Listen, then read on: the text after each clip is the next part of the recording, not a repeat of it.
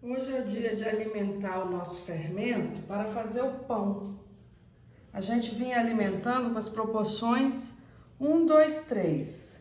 E hoje nós vamos alimentar 1, 2, 2. É uma proporção com mais água, mais hidratado, para o nosso fermento ter uma atividade com uma velocidade um pouco maior. A água ajuda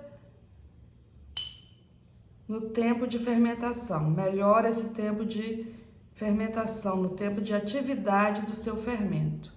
Então, olha como o nosso fermento está, né? Eu vou retirar agora uma isca de 40 gramas. Quanto maior o tamanho da isca, maior a quantidade de fermento que você faz. Então, eu vou retirar a isca de 40 gramas do seu fermento.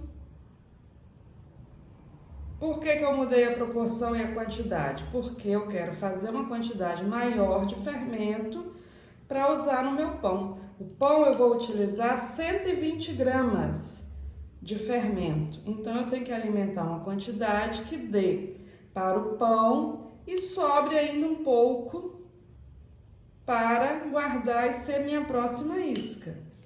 Ser o meu fermento mãe.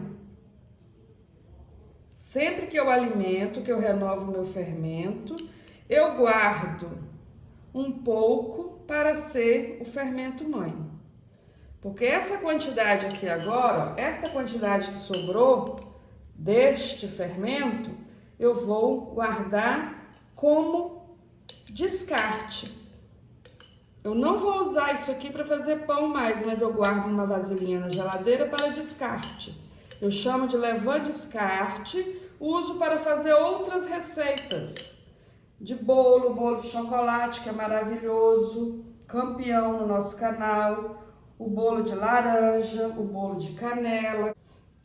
Nessa quantidade de 40 gramas, eu vou usar agora 80 gramas de água, quer dizer, eu dobro a quantidade de água em relação à minha isca. Então, nós vamos usar 80 gramas de água.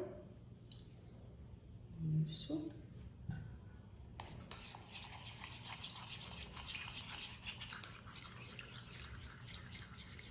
Nesta proporção, 1, 2, 2. Eu vou dobrar a quantidade de água em relação à isca. Então, se eu estou usando 40 gramas de isca, vou usar 80 gramas de água. E vou usar também 80 gramas de farinha de trigo. A proporção 1, 2, 2. Dobro a quantidade de água em relação à isca e dobro a quantidade de farinha em relação à isca. Mexe bem.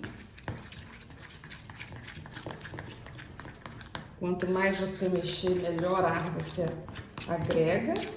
E as leveduras gostam de trabalhar na presença de ar. Então, esse aqui vai ser o fermento que vamos usar no nosso primeiro pão.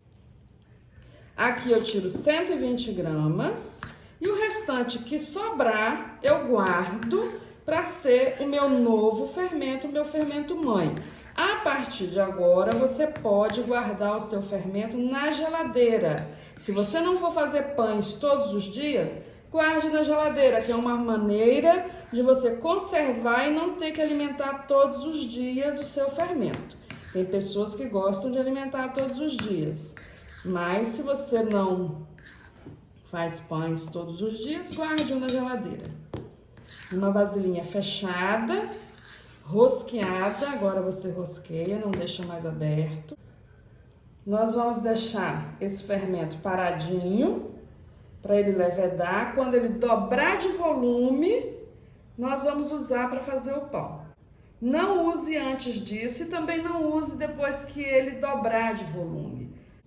Não utilize depois disso, porque ele fica ácido. Quanto mais tempo você deixa o seu fermento em atividade, mais acidez é criada aí neste sistema. E seu pão também vai ficar ácido. Então, vamos aguardar ele dobrar de volume para fazer nosso pão.